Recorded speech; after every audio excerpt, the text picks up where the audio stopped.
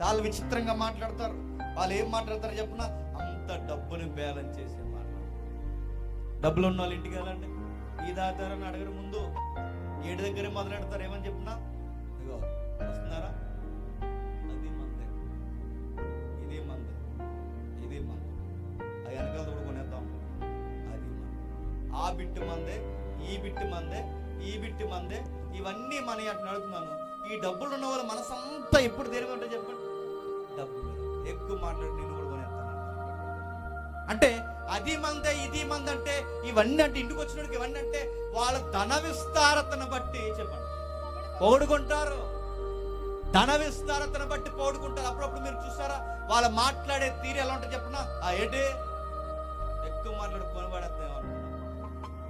డబ్బులు అంటే వారి డబ్బును బట్టి మాట్లాడతారు.